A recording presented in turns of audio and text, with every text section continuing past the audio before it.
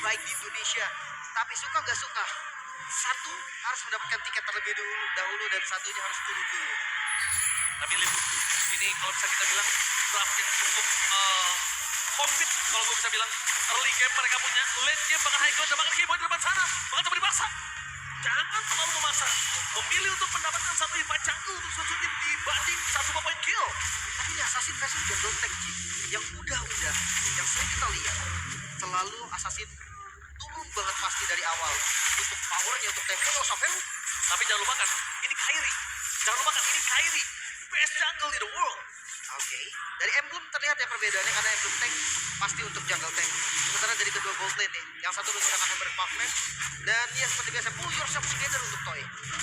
Oke, dengan retribution yang on point dari seorang Kairi.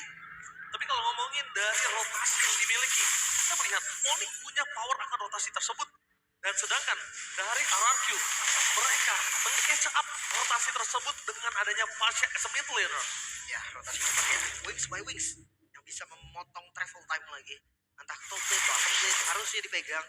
Dan siapapun yang pegang river, ini bakal menjadi keuntungan. Tapi jujur aja gue suka banget dengan adanya Pasha ketika di pick bersama dengan adanya One.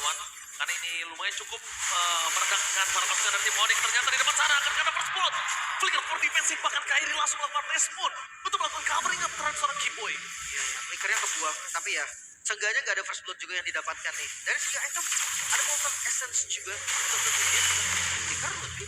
Lutfi dipaksa untuk flicker, tapi untuk head to head ini agak cukup berat teman. Upius dengan sosok Dairen. Ini head to head berat banget di laning, tapi di team fight jujur Opheus dari Lutfi dia punya kuasa. Ya jelas, karena ada efek sisi tambahan, dia punya shield juga. Tapi pertama free untuk RRQ. Oh, di atas kertas memang itu yang terjadi. Ya, Bahkan kalau misalnya itu tidak didapatkan oleh tim RRQ, justru Onyx yang akan bisa megang game yang pertama. betul. Tapi ya, apakah dampaknya ini bisa jadi udah diprediksi kalau Orange Buff ditabrak? Bahkan coba ditabrak begitu saja, Suzuki menjadi target utama dan Kairi berada di atas table. Menunjukkan target pelanggan tapi langsung dengan ada table soul blade. Belum bisa menemukan Suzuki, mencoba untuk kabur. Tidak ada pembangunan tim dari mid laner mereka. Tepatkah 2 poin yang akan didapatkan para pasukan dari tim RRQ. Mereka belum ada pertukaran satu hit terakhir bahkan sangat flicker power defensif dan itu menjadi target dari sosok seorang Kairi. Karena dia bisa diberikan. Jangan lupakan Kairi gara table soul blade. Gara jalan untuk kabur. No mid laner damage. Mereka tidak bisa melakukan eksekusi di depan sana. Terlihat jelas ya, untuk punishment yang berani sekali dilakukan oleh Onyx. Mereka sadar damage mereka sudah cukup. Revitalize tadi yang dibuka oleh Hidok, ternyata nggak bisa nyelamatin posisi dari Subsujit juga. Orange Buff memang terkini, tapi poin kill yang didapatkan oleh Onyx ini bisa nge-boosting buat mereka. Dan oke, Stellar Prediction. RRQ 4. Dan Onyx hanya 2 suara aja dari kedua lini. Oh, Kairi. Bahkan Kairi takes risk. Berasa pertukaran dengan cukup mahal kali ini. Kenapa aku bilang mahal? Karena mereka para pembuffnya akan muncul. Apakah akan ada invasi sekarang? Harusnya akan ada invasi. Tapi sayangnya, ngelihat dari pergerakan RRQ, mereka harus fokus ke bottom lane terlebih dahulu. Sampai Taman Potan bahkan this is Captain Kai speaking, ready to take off. Meanwhile karena damage kawan dan Kai damage masih belum cukup. Risk coba melakukan following up damage. Susunya masuk lebih dalam lagi. Jika mereka ada kesan, tapi nampaknya Keyboy seorang diri di depan sana. Pertukaran yang tidak cukup adil. Tapi daripada tidak ada pertukaran Keyboy, mau gak mau harus merelakan jiwa dan raganya. sangat lumayan sih mendapatkan gold laner, apalagi tipikal dari One. Dia butuh farming, dia butuh 3 item, entah itu critical item, entah itu Demon Hunter Sword, Wind of Nature, banyak opsinya. Tapi seenggaknya 3 item ini udah jadi awal dari One yang bisa bersinar. Dan pertukarannya sama Keyboy doang, sama nomor. Hey, tapi kalau ngomongin ke arah Keyboy, dari tadi dia bener-bener kasih badannya dia. Dan Sutsujin dengan satu fatal tambahan kembali membuat Toy yang tadinya under di balik posisi Xavero ini udah punya kuasa lagi. Tapi Lim, harus ada catatan, tidak ada power selama early game berjalan untuk seorang Toy. Jelas. Gak ada. Bahkan tadi terbuka pun dari weakness point tetap gak bisa nge-deal damage yang maksimal. Ya itu alasan yang paling jelas lah. Kenapa One ini butuh 3 item seperti yang gue bilang. Dan gue mempertanyakan juga nih, ketika nanti udah masuk di menit 5 mungkin Farlane yang udah dipegang oleh Link, akankah Cici doang nih yang nge-match up? Atau 3-2 juga masih bisa Keyboy? Oke, langsung ada Tsunami Slam tapi Purify Gaming saya jadi for this time gak apa-apa nih. Xavero dia punya kuasa dari damage yang cukup besar. Dengan damage walaupun belum ada satu item tapi nampaknya Sas di sana terperangkap. Belikan defensif, tapi ditutup oleh Lutfi. Lutfi berjalan yang sangat baik, dan Troy melakukan cover, membuat para pasukan dari tim Onyx memilih untuk mundur, dan Lutfi Suns harus berterima kasih karena Lutfi. Iya, backup yang cukup cepat ya dilakukan tadi. Dan jangan lupa untuk defense ini pertarungan long range damage. Oke, kalau mereka tidak melakukan cover dengan adanya Rins lagi, ini akan menjadi kasus yang berbeda. Dan lihat, dengan Rins tidak ada final extract, disengage adalah sebuah jawaban. Jangan sampai terlalu dalam juga ya. Anarki mereka memegang temponya, mereka pegang kendalinya. Mungkin yang lumayan minim nih. 3 berbanding 2. Sangat-sangat minim untuk di menit kedua. Tidak bisa dipungkiri, Luffy harus turun gunung untuk tim fight. Karena mau ini dia tidak menang lawan Shinigami sampai saat ini. Dan lihat apa taruh seorang Sas hilang dan tidak bisa menghentikan pergerakan dari seorang Rins. Tapi Savero is coming, membuat para pasukan dari tim Onyx mencoba untuk memukul mundur seorang RRQ. Akhirnya mereka dipukul mundur. Tim RRQ tak kuasa masuk lebih dalam, tapi ternyata dengan distraction yang dilakukan dari mid lane, Toy mendapatkan hadiah yang sangat besar. Ya, turret berhasil dihancurkan. Windtalker ternyata item keduanya. Tanpa attack speed lagi. Ada mobilitas yang lebih cepat lagi. Dan bermodalkan informasi, tidak ada flicker untuk Sans. Idok gak ragu sama sekali. Di dalam Lim. Gak ragu sama sekali dia, Ji. Itu kalkulat yang cukup sulit sih menurut gua. Tapi lihat di depan sana Toy mencoba dipaksa oleh seorang Keyboy. Tidak mau terlalu terburu-buru dengan ada Nito Flower. Fokus menuju ke arah Hustle. Apakah perfect untuk para pasukan dari tim RRQ? Kairi jadi target utama. Tapi dipukul mundur. Dan ada orang mendeteksi Kairi gagal untuk Steel Turtle. Memilih untuk mundur. Jawaban yang paling tepat dari Avatar Guardian. Unmate. Dengan tsunami. Satu tsunami membawa Indo masuk ke dalam turret, membuat para pasukan dari tim RRQ bebas untuk tim fight. Dan Indo berhasil menukarkan nyawanya. Tapi Savero kena jalan untuk pulang. Para pasukan dari tim Onyx setidaknya mereka menukar dengan poin kill. Walaupun itu tidak worth it. 1 ditukar 1. Tapi ini sangat-sangat worth it untuk RRQ. Perfect Turtle. Ini gak bisa dihindari lagi. Lihat goldnya. 2000 gold. Belum lagi kalau kita bahas soal different dari experience-nya. Ini benar-benar kerasa banget dan hati-hati. Link memanglah tipikal late game. Tapi kalau nggak dikasih late game itu yang bakal jadi tanda tanya. Level 10 berbanding dengan level 11. Ini Setsujin jungle tank yang berbeda. Gak ketinggalan level. Dia unggul bahkan dari levelnya. Tapi kita mungkin bisa bahas keseluruhannya nanti ketika udah masuk di menit 10 atau zone pertama. Ini yang baru jadi gap antara kedua jungle-nya. Tapi dibalik itu semua, ini sepertinya Toy mereka langsung responsif. Bisa jadi masuk ke Win of Nature sih. Bisa jadi. Ya respect ya, respect terhadap link dari Kairi. Mungkin kalau misalkan memang pengen damage aja di Hunter Sword bisa sih. Iya, Karena dia Win of Nature selamat dari Kairi, tapi gak selamat dari Savero. betul. Tapi kondisi kali ini Ijo menutup jalan para pasukan dan tim Onyx berikan for defensive set walaupun terkena curtain cost. Tapi dengan datangnya sosok seorang Toy membuat para pasukan dari tim Onyx mereka kehilangan seorang Keyboy. Tak ada following up damage. Dan ternyata dengan tim fight yang cukup besar, Savero mencoba untuk memanfaatkan waktu dia top lane. Setidaknya at least ini turret yang dilakukan oleh Savero ini didapatkan dilenyapkan karena pertukaran yang gak adil. Jujur, kalau player dengan adanya Link mid laner outer turret yang terbuka itu udah jadi lampu kuning. Benar-benar akan susah ya untuk nge-secure buff sendiri. Dan banyak banget nih hal rintang yang bisa dilakukan juga. RRQ, mereka memimpin dengan cukup pasti. Apalagi kalau melihat dari teman-teman Onyx, mereka defensif memang ada Sans. Cuma jangan salah nih, untuk dive-nya ada Avatar of Guardian, ada Federa Strike yang bisa nyampe belakang. Dan jangan lupa, Baron yang bisa untuk zoning Savero mungkin. Iya. Ataupun ya Karen lain. Tapi jujur, kalau misal ngomongin Link dari Kairi, dia harus sudah mulai targeting ke arah Rinsik. Rins terlalu bebas. Tsunami Slam belum dibuka oleh Keyboy. Tidak mau terlalu terburu-buru. Damage Savero udah lumayan scaling.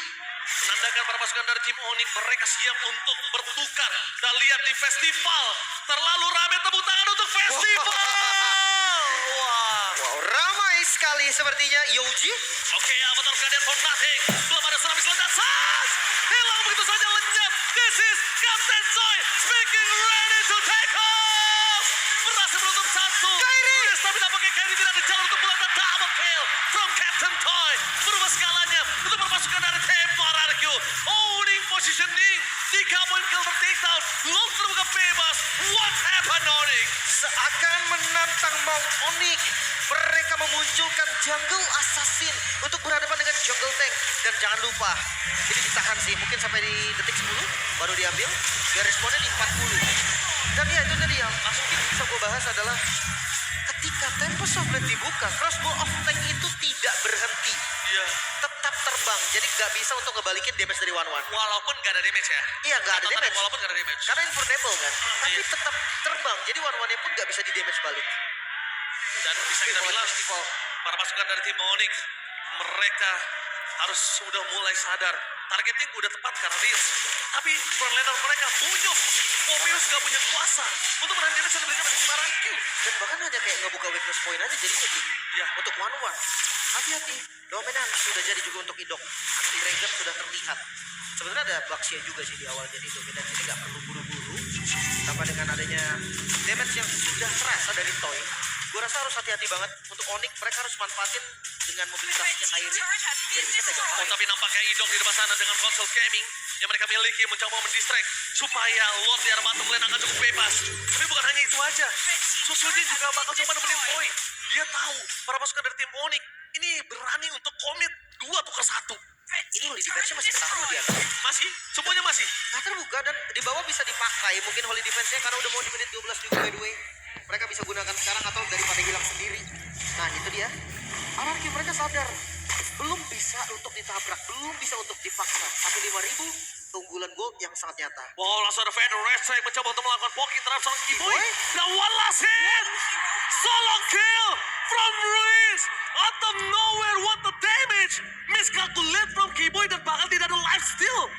Tidak ada last steal pasif yang dibikin dari seorang Keyboy. Membuat dirinya harus tenggelam di depan sana. Dan untungnya tidak ada purple buff yang muncul. Dan untungnya tidak ada Lord.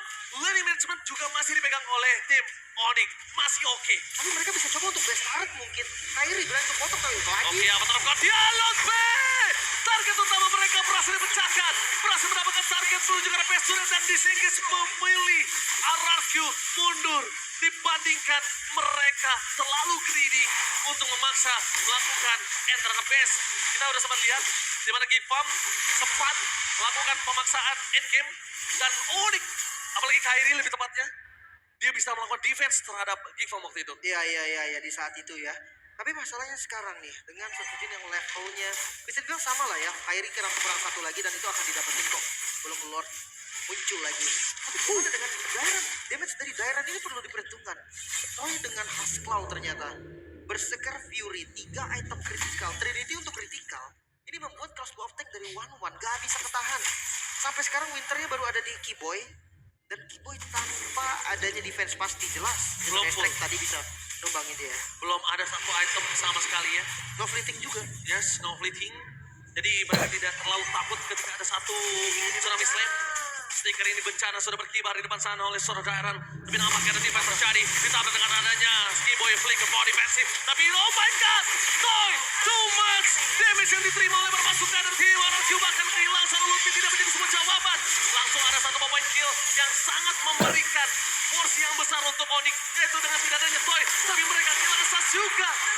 Sedikit gelisah untuk para pasukan dari tim Onyx karena mereka nggak punya damage tambahan. Dan Sapero benar-benar harus mundur. Jangan lupakan, Riz punya satu tetes terakhir yang bisa menghantar Sapero ke alam baka. Itu dia. Best.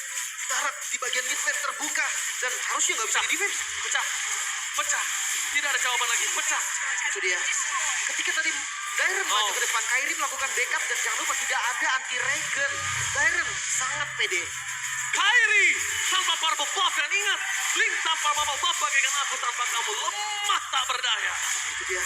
Lord langsung dipancing. Ini dibuka mungkin nanti, tapi Orange Mereka tahu di mana Kairi berada. Map awareness dari Riz membuat pasukan dari tim Onyx tidak berhasil untuk melakukan steal, bahkan distraction tidak terjadi di sana.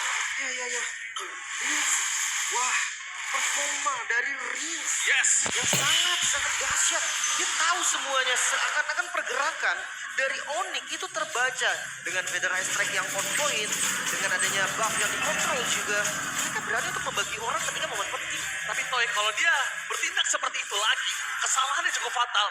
Ingat, ini Onyx, sang raja langit. Ya. Dia bisa membalikan kembali keadaan dengan sekejap mata. Setuju. Dan kita akan melihat nih, Lord masuk di arah mid lane bersama dengan Sujin mampukah Onyx untuk melakukan defense. Oke, sekejap. Di depan sana Toy terkena poking damage. Permasukan dari tim Onyx dengan reward manipulation dengan avatar di daerah backline. Membuat Idok menjadi satu buah target masa yang empuk. Dengan tsunami slam tidak bisa menumbangkan Idok. Tapi damage tambahan membuat permasukan dari tim RRQ. Mempermudah Tim Onyx kehilangan Luffy dengan semua jawaban. dan bahkan Toy langsung terbang. Wind of Nature gagal menyelamatkan Toy. Dan Kyrie again and again menjadi tulang punggung keluarga. Tapi nampaknya Kyrie dengan dewasa bersama Trent. Save the day untuk RRQ. Hampir saja Onyx bisa membalikan kembali kanan. Sujin. Tapi damage first instant membuat Kyrie ter-take down di depan sana. Damage dari Rin tadi yang di luar kalkulasi juga pertukaran Direct harus hilang memang, tapi sekarang 2 melawan 2. Sampai saat ini Onyx masih bisa bertahan. Oh, sang Raja Langit terlalu perkasa untuk ditumbangkan di menit yang ke-15. Sang Raja Langit dengan kekuatan mereka yang hilang dan kembali Baba Yeba membawa mereka jauh sampai di upper bracket final dan bahkan regular season mereka tidak ada di posisi yang aman. Setuju. Lihat dari RRQ nih, Gold yang tadinya sebenarnya udah unggul turun. Lihat Toy yang tumbang tadi, ada Tyrant juga yang tumbang, shutdownnya banyak. Tapi kalau secara objektifnya, best start dari Onyx ini udah hilang semua. Jadi keuntungan untuk map itu masih ada di RRQ. Belum lagi kalau kita bahas untuk pressure dari core lane-nya, itu juga lebih unggul dan masih mau dicoba kan? Gak buka Vision terlebih dahulu, 2 Winter, Lutfi dan juga Keyboy. Yes, dan melihat dari kondisi dari full item yang sudah mereka miliki, Keyboy gak bakal cukup untuk nahan damage. Mau gak mau mereka harus korbankan Lutfi sih. Korbankan Lutfi buat Keyboy jadi free. Ngomongin cara Purify, memang untuk ke-trigger sulit banget. Dengan Edel's Flower dan 2 Purify memang sulit, tapi bukan berarti gak ada chance.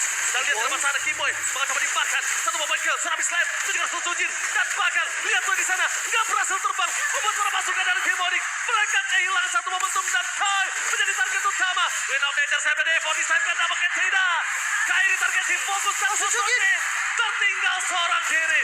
Team Onyx berhasil bangkit. Dan ini dia, satu permainan yang benar-benar bisa merubah gameplay RRQ ketika targeting utama mereka ke arah Toy. Di momen Lord muncul, Onyx hanya kehilangan Keyboy, sementara RRQ kehilangan 3 member penting, Idok, Sutsujin, 2 frontliner. Ini sangat-sangat mahal dan Onyx dia nggak akan membuang waktu untuk setup. Oh, langsung ada Vader Restrict memukul mundur dari Suns. Tapi Kyrie jangan lupakan, dia tidak memiliki Tempest of Light. Savero mau tidak mau menunjukkan taringnya. Dan Onyx berhasil mendapatkan Lord mereka di menit yang ke-17. Ya, Lord tiba-tiba didapatkan. Onyx mereka ada di posisi yang sulit sebelumnya. Dengan Lord yang muncul, dengan adanya Gold yang berbeda, mereka tarik semuanya. Bisa kita lihat dari replaynya juga nih. Dengan pengejaran cara Keyboy, terlalu banyak source yang terbuang. Toy posisinya terekspos lagi. Ya, itu dia. Kyrie, assassin yang akan bisa mengejar Tempest of Blade. Butuh 1 Divine Sword aja, itu udah cukup. Sementara Sutsujin pun di sisi lain dia nutupin semua follow-up damage-nya, tumbang juga. Sans yang membuat Toy gak punya ruang untuk terbang sama sekali. Sebenarnya tadi kita lihat udah ada satu weakness point yang terbuka. Tapi karena out of range, mereka tidak bisa berhasil terbang. Kapten Toy akhirnya tumbang. Mendarat tidak sempurna. Tapi kalau kita bahas Cyclone Defense, Araki lumayan kuat. Yes. Ada Vader Restrict juga. Dan jangan lupa, minion yang udah jadi super minion untuk Araki itu lebih kuat loh. Daripada minion yang super juga tapi diproduksi oleh Lord. Itu kan kalah. Iya. Tapi para pasukan dari Team Onyx mereka memaksa untuk membongkar turret yang dimiliki dari tim RRQ. Tsunami Slam berhasil membuat para pasukan dari Team Onyx mereka sudah mendapatkan informasi kalau tidak ada Purify untuk Reach. Itu dia. Lord masih berjalan. Lord masih ada di top lane. Berkumpul pastinya dari Onyx. Mungkin ini bukan tentang Savero lagi, tapi Sans. Betul. Yang punya Wishing Lantern buat Setuju makan banget. ke depannya. Karena Sans dari tadi yang menutup jalannya Toy. Toy nggak boleh lagi ngebuka visionnya. Para pasukan dari Team Onyx. Lihat mereka di depan sana. Ada para pasukan dari tim RRQ yang terlihat akan coba disomitkah. Apakah tidak terlalu terburu-buru. Direct damage tidak bisa dibendung. Terlalu besar damage dari seorang Lutfi. Dan Kyrie di depan sana. Oh my god, shutdown. Kyrie di depan sana. Toy masih bisa ditanggulangi dan hampir wipe out. One last man standing. Ini bencana. What the epic comeback.